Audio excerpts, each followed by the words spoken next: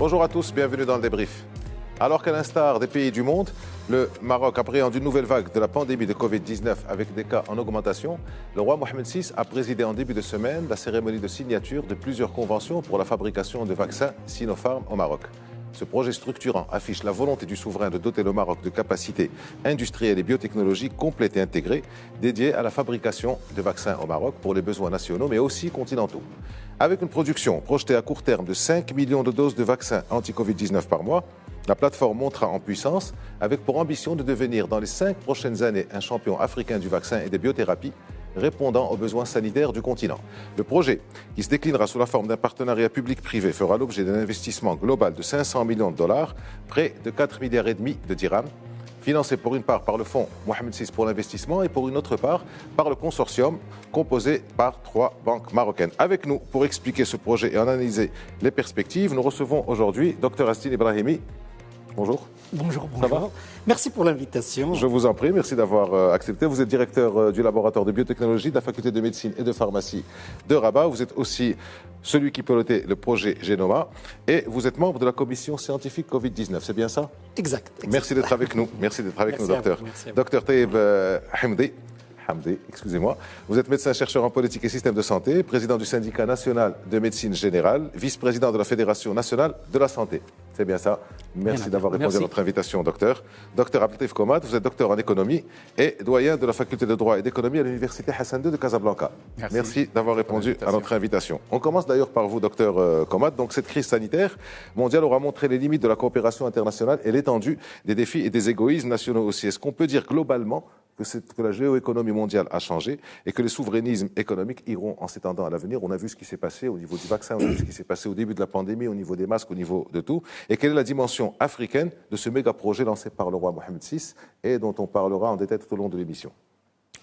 Effectivement, comme vous l'avez annoncé, certainement, les relations économiques internationales ne seront plus les mêmes après la crise Covid, parce que c'est vrai, c'est avéré qu'il y a eu des perturbations au niveau, justement, en fait, la dotation, notamment ce qu'on appelle aujourd'hui l'économie de la vie, dont en fait, le noyau dur, c'est l'économie de la santé.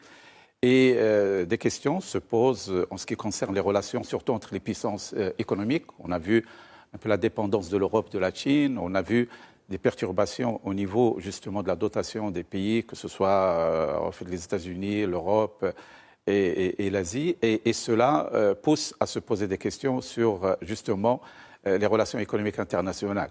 Alors, qu'en est-il pour des pays comme le Maroc, bien évidemment, parce que c'est ce qui nous intéresse le plus?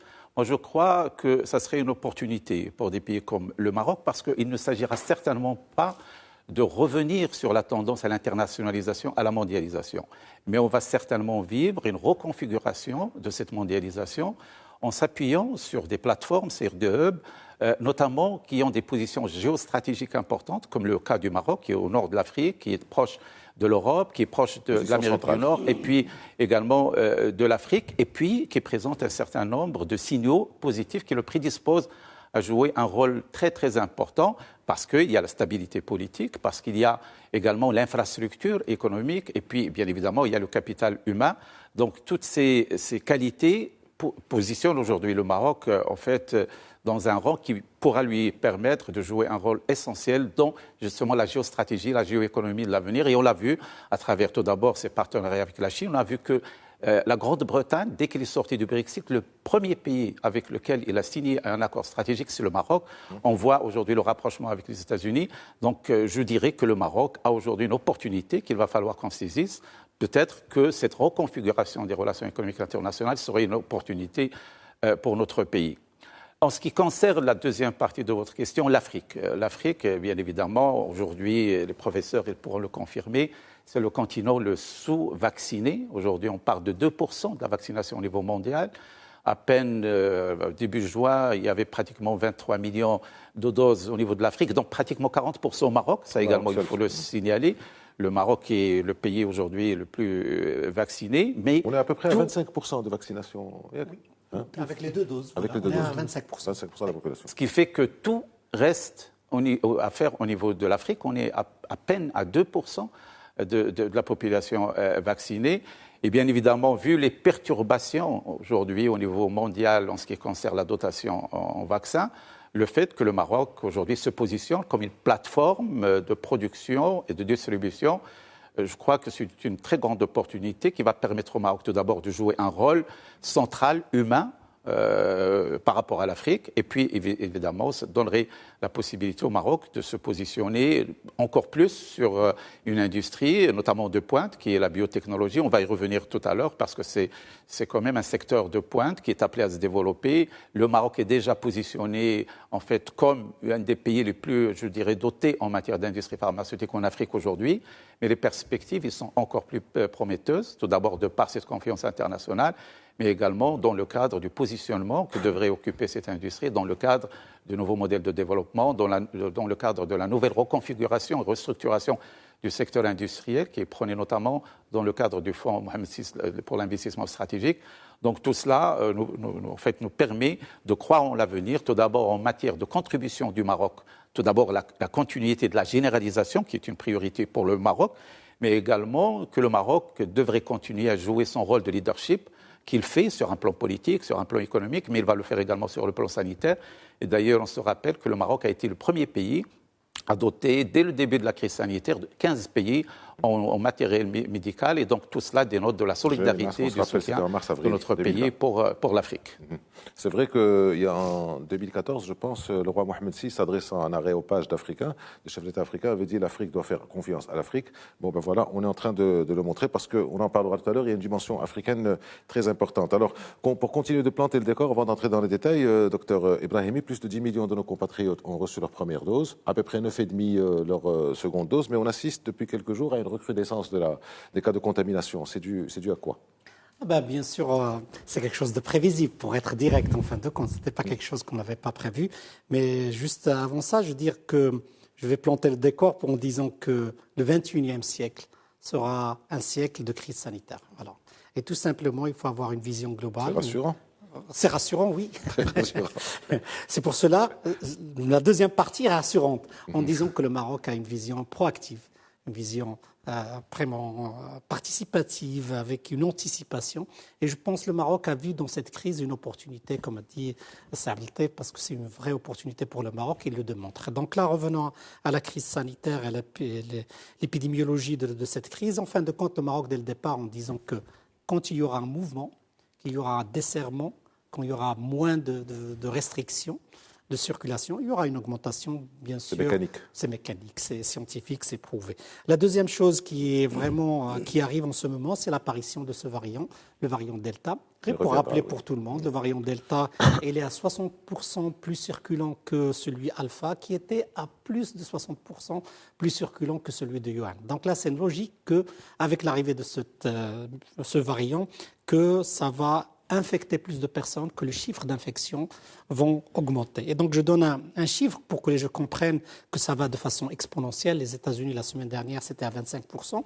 Et là, on est à 50% cette semaine. Voilà. Donc, 50% d'infection. Toutes les personnes qui sont infectées par le Delta à 50%. Ah, d'accord. Et donc là, c'est le variant dominant. C'est pour cela, quand il y avait l'arrivée de ce variant, et on avait dit avec Selhamdi, on avait dit qu'en fin de compte, il n'y a que quelques semaines, en fin de compte, avant que ce variant soit dominant. Et donc, ce qui entraîne, en fin de compte, cette infection. La chose la plus importante à garder en tête, en fin de compte, c'est si on arrive à maintenir ce décrochage entre la courbe d'infection et la courbe des décès. Ça, c'est très, très important. Et donc là, ce qu'on regarde, tous les pays où il y a vraiment une vaccination de masse, ça permet, en fin de compte, de confronter ce delta en dissociant ces deux courbes. Je donne un exemple pour que ça soit très clair, et c'est un exemple très parlant. On compare Israël et on compare la Tunisie, c'est 6 à 7 millions de personnes. Et donc là, un pays qui est vacciné. Pour le mois de juin, on était à une personne décédée. Malheureusement, en Tunisie, un pays où il n'y a pas beaucoup de personnes vaccinées, on est à 2000 personnes pour une population pour le mois de juin. Et donc là, ça démontre une différence entre les pays vaccinés et les pays non vaccinés vis-à-vis de ce variant Delta. Donc pour le Maroc, je pense qu'on va le répéter plusieurs fois, c'est de dire, voilà, pour combattre ça, pour affronter le variant Delta et l'augmentation des infections, il y a deux choses. Le rythme de vaccination doit augmenter. Et d'ailleurs, le Maroc, heureusement, on parle de vacciner des personnes entre 35 ans et 40 ans. C'est une vraie prouesse, il faut vraiment le valoriser. Une vraie prouesse. On ne le dit pas assez. Voilà, on ne le dit pas assez. Moi, je ferai une critique pour pas mal de personnes, parce que chaque fois qu'il y a quelque chose de mauvais, on en parle, ça passe de partout. Alors que là, les deux événements qu'on est en train de discuter, c'est en fin de compte la vaccination et en fait le projet de production de vaccins, c'est exceptionnel et je reviendrai pour parler de ça. Et donc pour dire, on peut bloquer cette transmission par le rythme, augmenter le rythme de vaccination. Et l'État a fait son effort, c'est exceptionnel ce qu'il est en train de faire. Et de l'autre côté, on reviendra à ça, c'est de dire, voilà, c'est les gestes barrières qui sont les plus simples, qu'on dénigre beaucoup. Vraiment, le port de masque, ça aide. Vraiment, ça aide. Et vraiment, je ne parlerai pas d'hygiène, parce que ça va de soi. Et vraiment, ce que je voudrais que le Marocain, à côté d'une immunité acquise à travers le vaccin, acquérir ce comportement vis-à-vis de la crise sanitaire. Chaque fois qu'il y aura une crise sanitaire, et ça va revenir malheureusement, il faut être vraiment capable de revenir rapidement à ces gestes-là, c'est-à-dire la distanciation, porter le masque, parce que comme j'ai dit au départ, le siècle qui va venir... Distanciation, masque, gel. Gel, voilà. Et c'est largement suffisant. Au savon Je pense que les leçons à recevoir dans ce sens, ne pas regarder l'Europe, mais plutôt l'Asie. L'Asie, comme ils ont ce réflexe, et quand vous voyez ce qui arrive au Vietnam, au Taïwan, en Chine, au Japon et tout ça, la Corée, ils ont acheté des stocks de vaccins, ils n'ont même pas besoin d'utiliser pour le moment. Il faut dire qu'il y a une longue tradition de discipline au niveau asiatique qu'on ne retrouvera pas en Méditerranée, on va dire des choses comme ça, dans le monde méditerranéen. Mais là, je dis pour le grand public, en fin de compte, qu'on prenne maintenant les chiffres, ils sont parlants, il n'y a pas de sentiment vis-à-vis des chiffres. Quand vous avez 1300 personnes qui sont infectées, c'est 1300 personnes. Quand vous avez 5 personnes de décès, très bien. Ce que je demanderais à la fin de mon intervention, c'est de donner une dimension humaine aux chiffres. Quand vous prenez, même avec 5 personnes qui décèdent, c'est 5 familles qui ont perdu quelqu'un de très cher. C'est 5 familles peut-être qui seront, de point de vue économique, très touchées. Et c'est pour cela, perdre une personne, c'est quelque chose de très important. Et la valeur humaine de chaque Marocain est très importante. Vous êtes au moins le 10e homme de science, médecin ou pas médecin, qui me dit la même chose. En tant que journaliste, en tant que citoyen, on a parfois tendance à dire 2 décès, 3 décès, 4 décès. Eh bien, c'est autant de malheurs, c'est autant de drames, c'est autant de... Voilà. Merci, docteur Azedine Ibrahimi. Docteur Hamdi, ce delta, est-ce que vous êtes un homme de science, est-ce que vous pourriez nous expliquer ce que c'est succinctement, de manière claire, ce que c'est, de manière à ce que les gens sachent? Alors, il y a une caractéristique importante qui a été soulevée par le professeur Azedine. C'est un variant Delta qui a été découvert en Inde en octobre 2020, mais qui n'a fait de ravages jusqu'au mois d'avril 2021, avec le relâchement, avec le non-respect des mesures barrières qu'a connu l'Inde à cette époque. Donc, c'est parmi les grandes caractéristiques, c'est sa vitesse de propagation. Le delta se propage à 60% plus vite que l'alpha, que le britannique. Or, le britannique, il est déjà à 70% plus rapide que la souche classique, la souche de Wuhan. La deuxième caractéristique, c'est, d'après les données qu'on a, c'est que ce variant delta cause 2 fois plus d'hospitalisation par rapport à alpha. Pour les décès, on n'a pas encore de chiffres exacts pour dire est-ce qu'il est plus létal ou pas. Mais sur le plan hospitalisation, et qui dit hospitalisation dit pression sur le système de santé. Qu'est-ce qu'on craint le plus? Dans une crise, c'est la saturation du système de santé, c'est la saturation des hôpitaux et des services de réanimation, et c'est l'effondrement du système de santé. Pourquoi c'est important de rappeler ça? Parce qu'un système de santé qui est saturé, ça va aggraver d'un jour à l'autre la gravité de la maladie. Je donne un exemple. Pour le coronavirus, pour 100 personnes, généralement, pour 100 personnes qui attrapent le virus, on a 80% de personnes qui vont guérir spontanément. On a une quinzaine de personnes qui vont avoir recours à quelques soins moyens, un peu d'oxygène, quelques traitements dans l'hôpital, peut-être en ambulatoire, et ça va passer. 5%, ils vont aller à la réanimation. 1% vont décéder, grosso modo. Alors, ce schéma-là, on a 1 sur 100, plus ou moins. Quand on a un système de santé effondré, et maintenant on a l'exemple de l'Inde, ça veut dire effondré, ça veut dire les services sont saturés, les hôpitaux sont fermés. on a 100 personnes infectées. Les 80%, ils vont continuer à guérir spontanément. Mais les 15 personnes qui avaient besoin de petits traitements, de petites interventions médicales, un peu d'oxygène, n'ont pas avoir cette possibilité. Donc, on aura des décès parmi ces 15. Les 5% qui avaient besoin de réanimation, il n'y a pas de place. Ils vont systématiquement décéder. Donc, au lieu d'avoir de 1% de décès, on aura 7, 8, 10% de décès. C'est ce qui a fait le drame de l'Inde. C'est ce qui a aggravé le tsunami sans compter les autres pathologies, sans compter l'épuisement. Exactement. Ça, c'est les dégâts directs. Et il y a d'autres dégâts collatéraux. Quelqu'un qui fait une crise cardiaque et trouve l'hôpital fermé. Voilà. Donc, c'est ce qui a fait le drame en Inde. Donc, tous les pays du monde essayent d'éviter ce scénario. La troisième caractéristique du variant Delta, c'est un variant qui, malheureusement, qui déjoue l'immunité. C'est-à-dire, si on parle que de l'immunité post-vaccinale, les personnes vaccinées, on a des études qui montrent que les personnes qui ont reçu une seule dose du vaccin, contre la souche classique, c'est entre 65, 70, 80% d'efficacité. Ça chute à 50% d'efficacité face au variant alpha. Ça chute à 30% d'efficacité contre delta.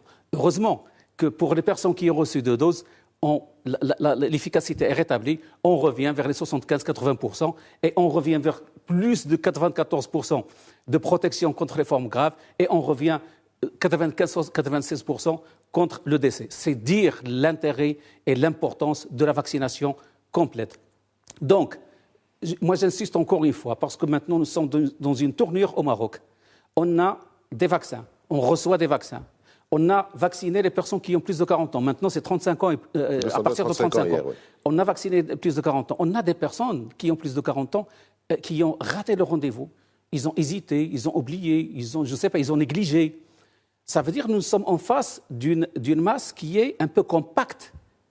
Donc, on doit montrer à cette population, quelle est l'importance de la vaccination. Deuxièmement, nous sommes maintenant vers les 35 ans, 30 ans, chez des jeunes qui pensent que, en fin de compte, même s'ils attrapent le virus, ils ne vont pas aller à la réanimation. Donc, c'est un groupe d'âge qui a une certaine réticence. Donc, c'est important de leur expliquer l'importance de la vaccination. Comme l'a dit le professeur Ibrahimi, la Russie, il a comparé la Tunisie et Israël, je compare la Grande-Bretagne et la Russie. Dans tous les deux, il y a le Delta qui fait des ravages. La Grande-Bretagne, c'est plus de 66% de la population totale qui a reçu une dose au moins. En Russie, c'est 15%. La Grande-Bretagne, c'est 6 à 8 à 10 décès par jour.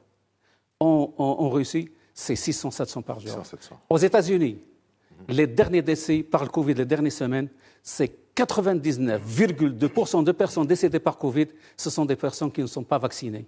Donc, c'est le moment de montrer l'importance de la vaccination. La vaccination, ça sauve, et la vaccination, ça réduit la propagation du virus. Bien sûr, avec un variant qui est très, très contaminant, on doit utiliser tous les moyens, les mesures barrières et la vaccination pour contrôler cette contamination, cette propagation. Alors, avant de passer à notre grand projet national de fabrication de vaccins, des petites questions courtes, avec des réponses courtes, docteur Ibrahimi. Je me méfie toujours de vos questions très courtes. Donc, pour dire la vérité. Je vais faire une réponse très courte, mais vous devez faire une réponse très courte, parce que là, vous allez avoir raison de vous méfier. Cette immunité, elle durera combien ? Donc voilà, pour répondre rapidement et très court. Non, c'est vraiment pour passer toute l'après-midi à discuter. Mais pour dire rapidement, les chiffres qu'on a pour le moment avec les études qui sont publiées, pour les personnes qui ont été infectées, généralement ça dure 1 année. Et je pense que ça durera plus longtemps parce que pour le SARS-CoV-1, qui est l'exemple, à 99%, c'est la même chose, c'était plus de 2 ans. Pour les gens qui ont une vaccination, le recul qu'on a assez pour le temps, c'est à peu près 8 mois. Et je pense jusqu'à présent, les vaccins permettent vraiment une immunité acquise de 8 mois. C'est pour cela, et je reprends ce qu'a dit Seth Taïeb, vacciner. S'il vous plaît, et là je me permets de le dire, je lançais un appel.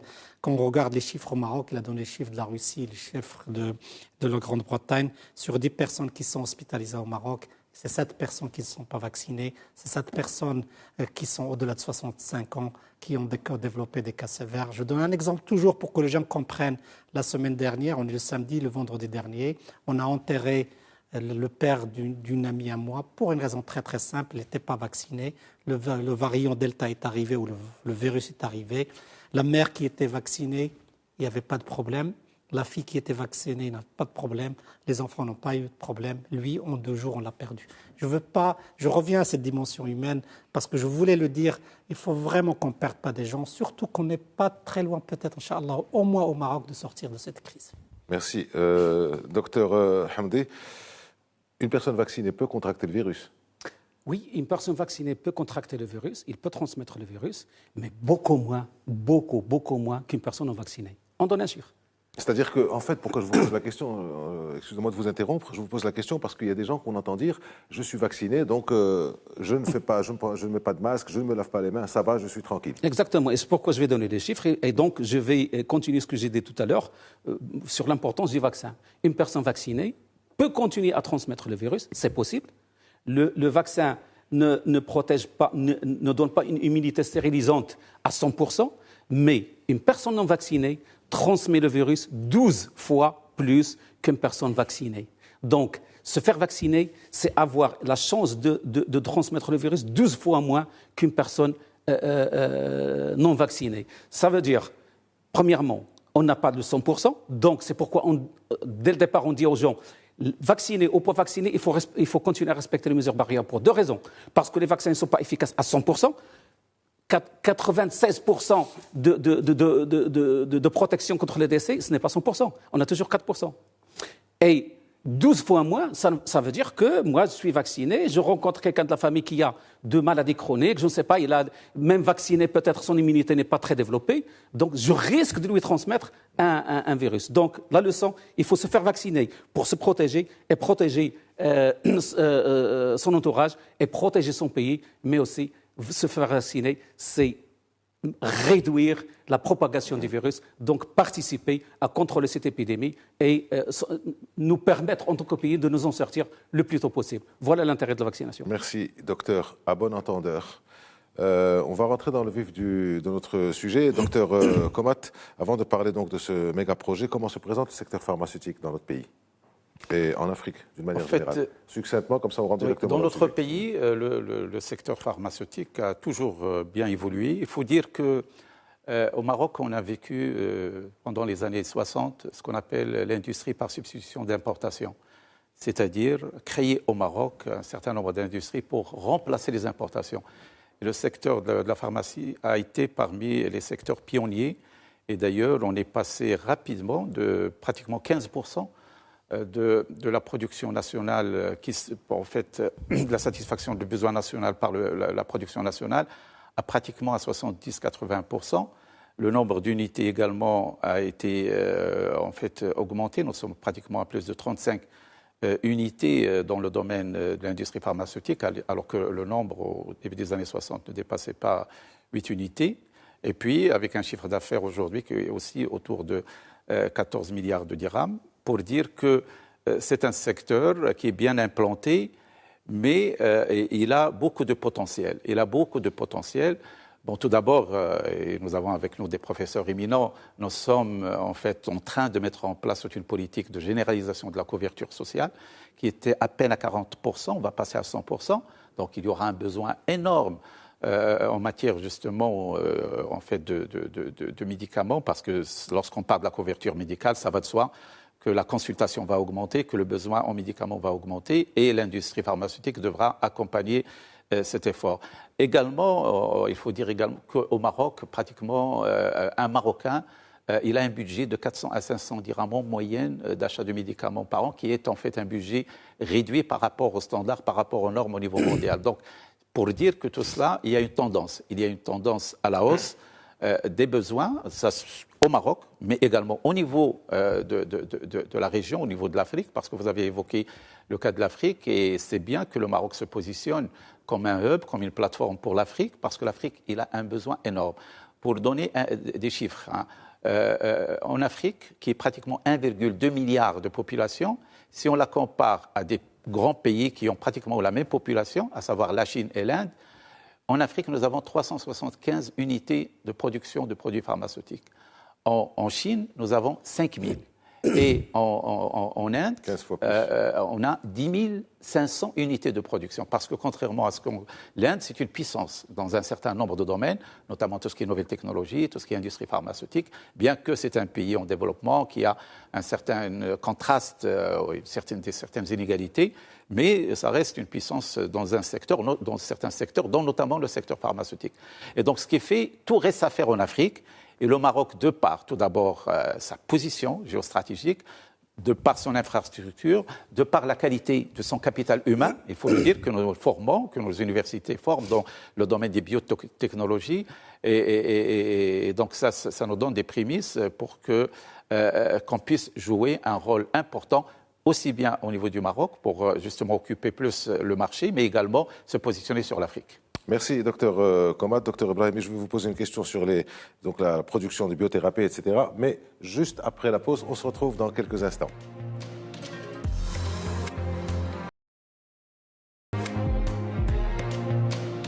Bienvenue dans la seconde partie du débrief. Nous parlons donc de la situation de la pandémie au Maroc et aussi de ce méga projet qui a été lancé par Sa Majesté le Roi Mohamed VI en début de semaine. Nous en parlons avec le docteur Azdine Ibrahimi, docteur Taïb Hamdi et le docteur Abdeltif Komat. Juste avant la pause, docteur Ibrahimi, on parlait de donc, le développement de la production de biothérapie, d'ingrédients actifs, de RNA messager, de biosimilaires. Ce sont des termes qui sont un peu du chinois, enfin c'est du français, mais comme on dit.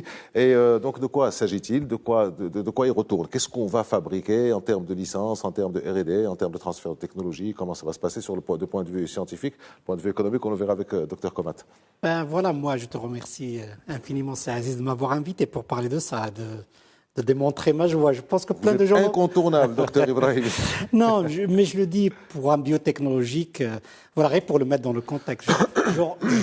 Je rêvais d'avoir de tel projet, mais je ne pensais pas que ça arrivait rapidement. Et je pense qu'il y avait une vision royale dès le départ qui a senti qu'il fallait se mettre là-dedans parce que ça donnera au Maroc un positionnement à l'international. Et ça, on parlera, continental aussi, et c'est très, très important. De point de vue biotechnologie, et même, je pense que les médias n'ont pas senti vraiment que c'était très important. Je pense qu'ils étaient très avares et ils n'ont pas parlé de ça. Pour moi, quand je compare ça... Peut-être eu du mal à croire ça, voilà. à comprendre l'ampleur et l'envergure de ce projet. Voilà, parce que moi, quand je compare ça, c'est vraiment comme la vision de Feu Hassan II quand il parlait des barrages et tout ça. Vraiment, là, on est en train de faire vraiment quelque chose d'exceptionnel. Je reviens à ce qu'a dit Abdeltif. Il a parlé un petit peu de l'industrie pharmaceutique au Maroc. On est en train de satisfaire 65% des besoins marocains.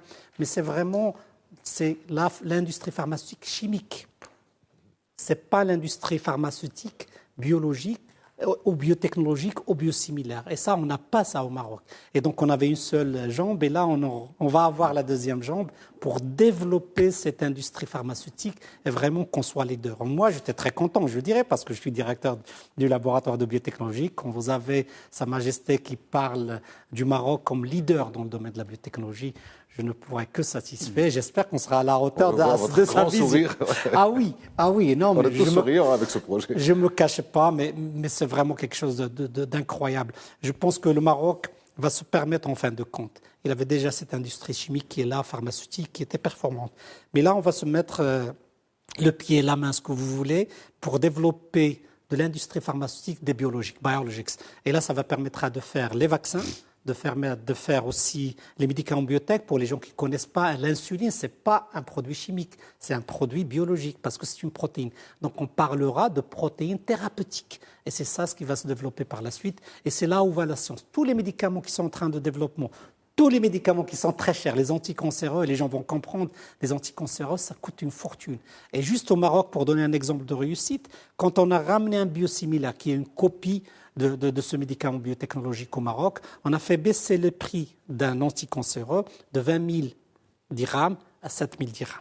Et donc tout le monde est gagnant là-dedans. Et donc avoir cette indépendance, et peut-être mes amis vont revenir sur ça, sont plus aptes à en parler, avoir cette indépendance scientifique et industrielle là-dedans, c'est quelque chose de bien. Est-ce qu'il y aura une véritable indépendance en matière de transfert de technologie? Est-ce qu'on va maîtriser cette technologie pour la fabriquer nous-mêmes ou sera ce toujours sous licence?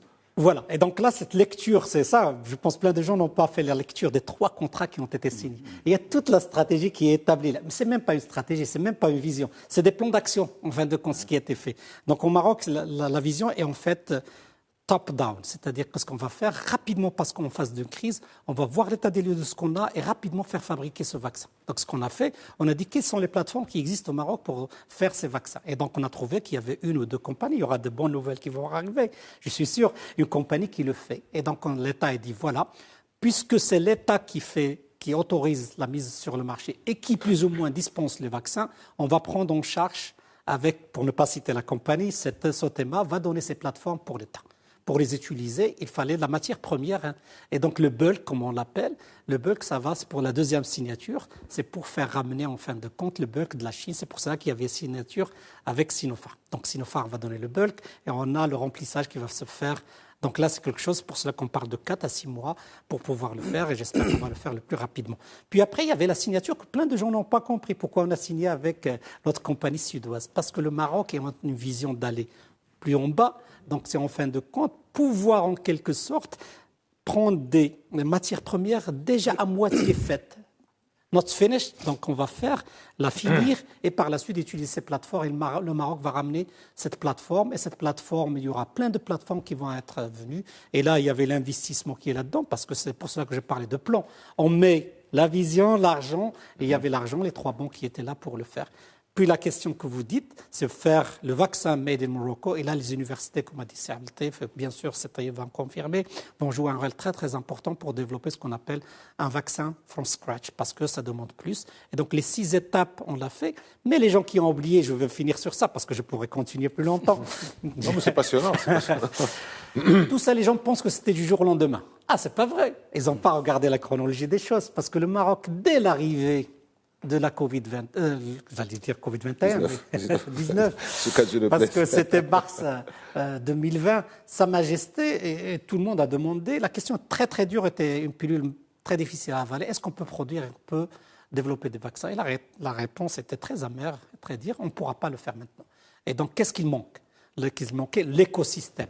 Et il manque. C'est pour cela qu'on s'est engagé en fin de compte dans les essais cliniques. C'est pour cela qu'on a sorti tout l'arsenal juridique qui réglemente tout ça. C'est pour cela que la DMP s'est mise au diapason pour avoir ce comité consultatif et faire les autorisations de vaccins au Maroc. C'est pour cela qu'on a signé avec Sinopharm, pas seulement de ramener le vaccin, mais un transfert de technologie aussi et de faire du fill and finish. Donc c'est quelque chose d'essentiel et c'est pour cela que le Maroc, avec cette vision royale, je pense qu'on est sur la bonne voie et j'en doute même pas.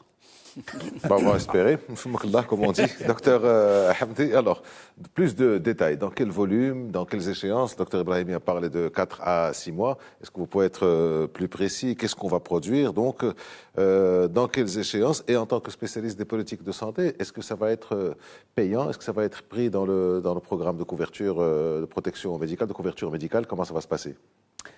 On va quand même le dire et le redire parce que Dr Ibrahimi nous reproche de ne pas trop dire les choses, on va le redire. L'État a fait quand même un effort budgétaire et financier absolument ahurissant, extraordinaire, immense. Je crois que vous allez confirmer ça, Dr Komat, vous êtes économiste.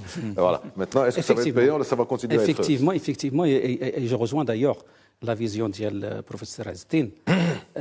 C'est peut-être un pas qui a été franchi par le Maroc qui n'a pas encore été très bien compris par la population et les médias.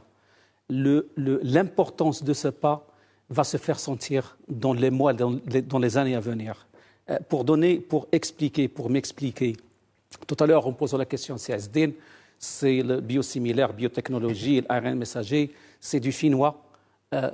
Je lisais simplement, vous êtes des hommes de science. Oui, effectivement, c'est du chinois. Or, il se trouve que nous avons beaucoup d'échanges avec la Chine. Il y a beaucoup de Marocains qui apprennent le chinois de plus en plus. Oui. Et avec l'arrivée de ce transfert de technologie, le Maroc va parler de plus en plus de technologie et ces mots, cette terminologie ne sera plus du chinois pour le Maroc et non pas seulement pour le Marocain. Ça veut dire qu'on va s'y mettre, on sera dedans dans les années à venir. Deuxièmement, et c'est une idée qui a été évoquée par Azdin tout à l'heure, les perspectives. Chaque 3-4 ans, on vit une épidémie. Une épidémie, pas nécessairement une pandémie. Et les prévisions des experts, c'est que peut-être dans les années à venir, ce sera chaque 2 à 3 ans, on va voir une épidémie à l'échelle internationale. C'est déjà le cas. On a le Zika, on a le sida, on a la grippe aviaire. Ce sont des épidémies qu'on peut contrôler sur un continent, sur un pays. Des fois, c'est une pandémie qui se déclare. Donc, c'est rassurant de le savoir et d'être préparé. De le savoir, nous le savons. D'y être préparé au niveau du Maroc, nous allons être préparés dans l'avenir. Deuxièmement, l'avenir des traitements, l'avenir de la thérapeutique, c'est les biomédicaments, c'est la biotechnologie. Donc, quand on a un projet de cette ampleur, ça veut dire que nous sommes en train de nous préparer pour l'avenir. Le deuxième point, le deuxième volet le plus important dans ce pas, et je vais revenir à votre question, c'est que pas n'importe quel pays peut le faire. Même si on a les moyens, il faut avoir de l'expérience, il faut avoir de l'expertise. Mais aussi, on sait que le marché des vaccins, si on ne parle que des vaccins, or, moi j'ai demandé à beaucoup de mes amis journalistes, il ne faut pas se focaliser sur les vaccins. Les vaccins, on a les vaccins, mais on a les biomédicaments, on a la biotech. Ça, c'est un prétexte, je dirais, pour passer à autre chose, pour marcher sur les 2 jambes. Donc, quel est le problème de l'investissement dans ce domaine? Premièrement, il faut avoir de l'expérience et de l'expertise. Le professeur Abdeltif l'a dit tout à l'heure. Nous avons cette expérience. On a entre 60 et 70% de satisfaction de notre besoin national par l'industrie nationale. On exporte déjà 10% pour l'Europe, pour l'Asie, pour le monde arabe, pour l'Afrique. On a cette expérience, oui. Mais le problème de l'investissement dans les biotechnologies, dans les vaccins, c'est que le marché du vaccin sur l'échelle internationale, c'est un petit marché par rapport aux médicaments. Sur les 1000 milliards de dollars qui est le marché du médicament dans le monde, les vaccins, c'est 3%. 3%, c'est pas grand-chose, mais ça fait déjà 27 milliards de dollars. Donc c'est déjà important. Mais c'est pas, mais ça et d'ailleurs c'est pourquoi il y a un monopole. Il y a 5 ou 6 grands laboratoires qui font des vaccins. Donc pour produire des vaccins, pour se lancer des vaccins, il fallait 2 choses. Et ces 2 choses, Sa Majesté le Roi les a anticipées. Premièrement, avant on disait la globalisation, la mondialisation. Je peux prendre mon café à Tokyo, je peux mon dîner à New York. Avec la crise sanitaire, tu ne pouvais même pas prendre ton café chez le restaurant d'à côté. Oui. Ça veut dire qu'on est revenu à des concepts nouveaux. C'est l'autosuffisance, la souveraineté, l'indépendance. Donc, le paramètre souveraineté a imposé de reclasser les priorités. L'investissement, qu'il soit très rentable ou moyennement rentable, c'est acceptable dans ce contexte. Deuxièmement, il faut avoir un marché. Le marché du Maroc, c'est toujours un petit marché par rapport au vaccin. Mais le Maroc, il a une position stratégique sur le plan géographique, mais aussi de plus en plus sur le plan politique. Il a de très bonnes relations en Afrique, il a de très bonnes relations dans le monde arabe. Donc, il y a beaucoup de pays d'Afrique qui comptent sur le Maroc pour l'avenir. Souveraineté et solidarité. Et solidarité, exactement. Donc, ça nous donne les ailes pour pouvoir voler sur ce volet. Maintenant, pour la question, les vaccins de Covid-19, ils vont continuer à être gratuits, bien sûr, parce que nous sommes dans une phase pour combattre la pandémie. Et le prix de la pandémie est beaucoup plus supérieur. Ça n'a aucune relation avec le prix du vaccin. Après, on a des vaccins, bien sûr, qu'on a achetés, d'ailleurs, qu'on va produire localement. Donc, ça coûte pour l'État, ça coûte pour le privé, mais on aura nos vaccins qui sont produits localement, des vaccins qu'on va exporter vers l'Afrique.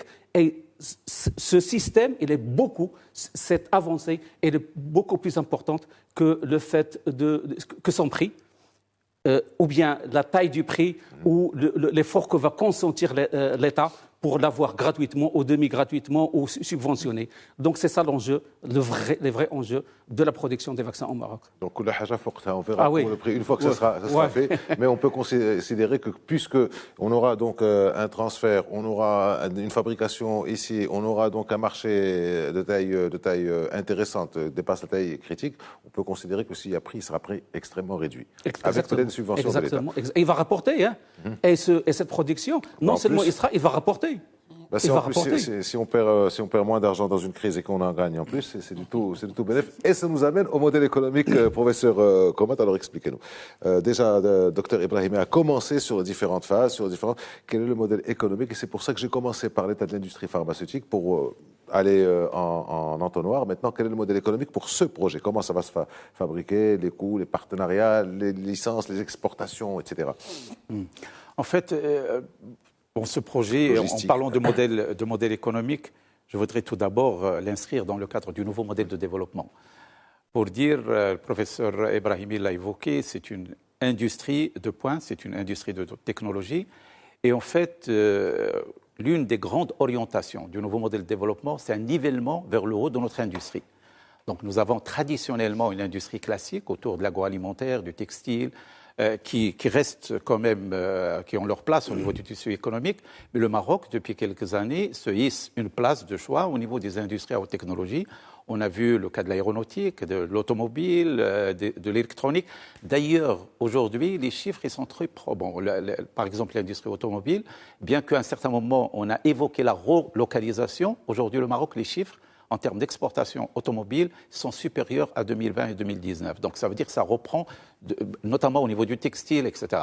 Alors, la biotechnologie, elle est citée parmi les secteurs prioritaires, aussi bien dans le cadre du modèle de développement que dans le cadre du Fonds Mohamed VI pour l'investissement stratégique, qui devrait nous permettre d'aller vers la haute technologie, d'aller vers plus de valeur ajoutée, et de se hisser vers une industrie qui utilise le savoir-faire, le capital humain formé, etc.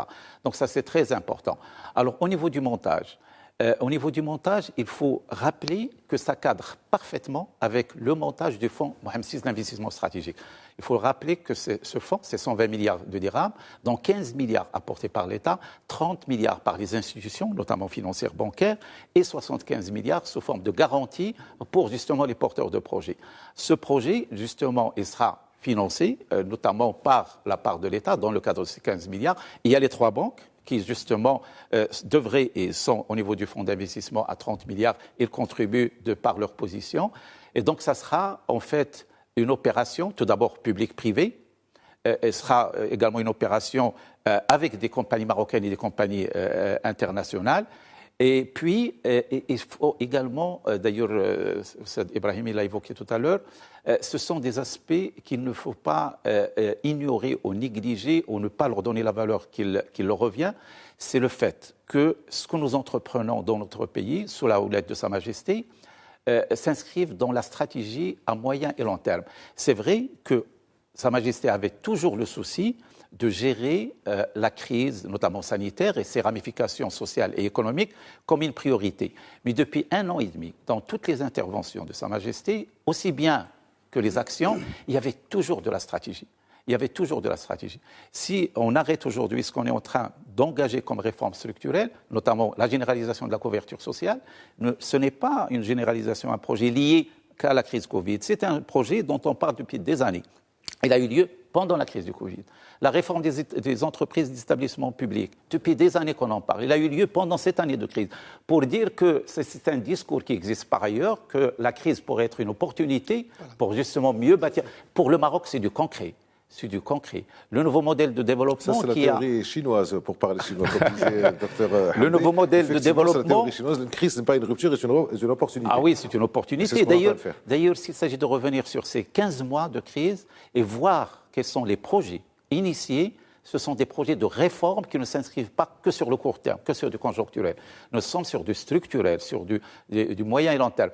Par exemple, même le fonds d'investissement stratégique, au-delà du fonds du financement de Covid, il y a le fonds d'investissement stratégique.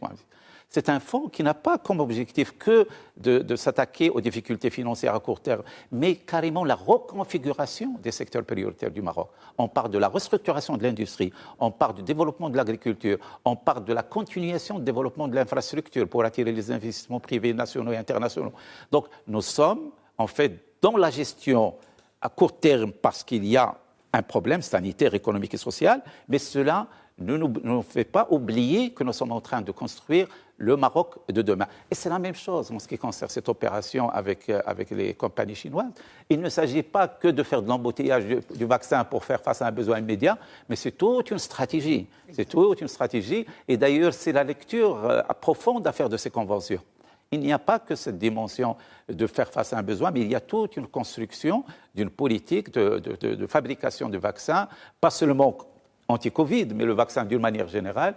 Et donc, le Maroc, sous la conduite de Sa Majesté, fait face aux difficultés actuelles, mais il est en train de construire l'avenir, et cela, bien sûr, est encadré par le nouveau modèle de développement, qui d'ailleurs rappelle tout d'abord l'importance des secteurs de technologie, le rôle du capital humain. On parle de capital humain parce qu'un pays, pour attirer l'investissement, notamment dans des industries de pointe, il faut qu'il dispose du capital humain, il faut qu'il y ait l'infrastructure. Et tous ces plans-là, le Maroc est en train de franchir des pas vers un Maroc meilleur, Inch'Allah. Alors, une autre question pour vous. Là, il nous reste quelques minutes, à peu près 5 minutes. J'ai 2 ou 3 petites questions à vous poser, donc je vais commencer par vous. Je reste avec vous, docteur Komat. Les liens entre l'université et le secteur privé. Bon, on est en train de parler de la recherche et développement depuis un certain nombre de temps, les connexions qu'il y a entre l'université et le secteur privé. Est-ce que pour ça, hein, l'autre question s'adresse à vous les scientifiques, est-ce que nous avons déjà la matière grise qu'il faut en quantité et en qualité selon les normes requises? Est-ce que l'université fait le travail avec le secteur privé? Est-ce qu'il y a déjà eu commencé à avoir des connexions ou pas encore, ou ça va se faire, ou comment ça se passe? En fait, bon, parce que là, nous sommes tous des universitaires, je vais être rapide. Hein. L'université, la vérité alors. Il y a la formation et il y a la recherche. La formation, bien évidemment, c'est l'université qui forme au Maroc depuis des années, bien que peut-être parfois il y a des critiques, en fait, mais l'université reste le pilier de la formation des cadres au Maroc, notamment dans le domaine médical, dans le domaine. Si aujourd'hui le Maroc tient ses hôpitaux, tient ses obligations, c'est justement grâce à des produits de l'université marocaine. En ce qui concerne la recherche, il faut dire qu'il y avait un engouement. Il y avait des appels à projets lancés par le Centre national de recherche scientifique, le CNRST, par des universités dans le cadre de leur budget. Il y avait beaucoup d'activités qui ont été réalisées comme gage de contribution, à savoir sur un plan fondamental et sur un plan empirique. Il y avait des enquêtes, il y avait des études, etc. Ce qu'il faudrait, c'est plus de rapprochement, plus de communication, plus d'imbrication entre le monde privé, au fait professionnel, et les universités. C'est un sujet qui reste de grande actualité parce que tout le monde y gagnerait. Le monde professionnel gagnerait parce que l'université adapterait sa formation à sa recherche aux besoins du monde privé, et l'université également formerait davantage des cadres et produirait de la recherche qui répond à des besoins réels. Et c'est la vocation de l'université. On ne fait pas de la recherche pour la recherche, on fait de la recherche pour qu'il soit utile, soit pour former des chercheurs, soit pour apporter des solutions empiriques à des organismes qui en ont besoin, que ce soit des administrations, que ce soit du privé. Mais ça reste un grand sujet sur lequel bien toutes les universités sont conscientes. On travaille, il y a des pas qui sont franchis, mais il y a encore des choses à faire. Et pour les scientifiques, en termes de qualité de formation, de chercheurs, on en a parlé il y a un an. Il y a un an, on avait parlé de ça. Avec Aziz Menou, du côté biotechnologie, ça fait une dizaine d'années qu'on a des formations adéquates pour ça et on sentait que ça allait venir. Alhamdoulilah, ça arrive et je pense qu'il y a, durant le Covid, il y a plein de jeunes qui étaient chez nous, qui ont travaillé. On a fait, par exemple, plusieurs étapes qu'on demandait sont faites au Maroc à 100%. Il restait cette partie de production. Je pense que le Maroc est bon. Et je pense que une lecture à part de ce qui a été présenté devant Sa Majesté, il faut oser l'avenir, il faut oser l'économie de savoir. Et je pense que Sa Majesté est très claire dans ce sens et j'espère qu'on sera à la hauteur. Merci, Dr Hamdi. Autre question à laquelle je viens de penser maintenant d'ailleurs. On parle beaucoup de 3e dose un peu partout dans le monde. Certains laboratoires, est-ce que vous pensez qu'on va arriver à la 3e dose ou on reste aux 2? Dans le cadre des 8 mois dont parlait Dr Ibrahimi. Permettez-moi de faire... donc, vous avez 2 minutes. Un petit complémentaire. Parce que la dernière question pour Dr Ibrahimi est très précise. 2 minutes, mais de te partager. Il y a 2 choses. Premièrement, moi je pense qu'on a un capital humain qui peut initier, qui peut démarrer. Mais aussi, on a un capital humain marocain qui est à l'étranger. D'ailleurs, le professeur Ibrahimi est parmi les gens qui sont rentrés au pays. Et donc, on voit son apport. Il y a beaucoup de compétences marocaines auxquelles il faut faire appel. Deuxièmement, la stratégie de Sa Majesté a été de lancer des locomotives. C'est-à-dire, pour le problème du système de santé au Maroc, qu'est-ce qu'il a décidé, Sa Majesté? Il a décidé la généralisation de la couverture médicale. Point.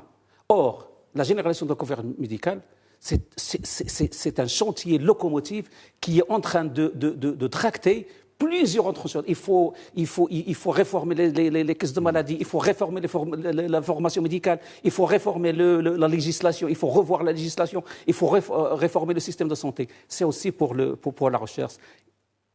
On a fait des essais cliniques et maintenant on se lance dans les vaccins et dans la biotech. Ça veut dire que c'est une décision locomotive qui va tirer avec et qui va forcer le changement et la formation et le capital humain.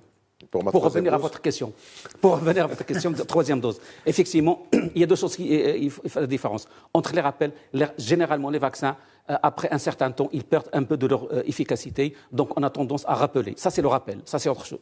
Maintenant, la troisième dose, c'est autre chose. La troisième dose, c'est pour renforcer. Il y a des études de plus en plus importantes il y a des études qui montrent que peut-être il y a des groupes de personnes âgées qui ont un problème d'immunité, qui peut-être auraient besoin d'une troisième dose pour renforcer leur immunité, surtout contre les variants. Et là, c'est peut-être, il serait question de faire une troisième dose. Je mets les tout en conditionnel parce qu'on attend des études plus argumentées pour en parler. Merci, docteur Hamdi. Dernière, ultime question, mais là, vous avez exactement 28 secondes pour y répondre. L'Agence européenne du médicament ne reconnaît pas Sinopharm, ne reconnaît pas le AstraZeneca indien.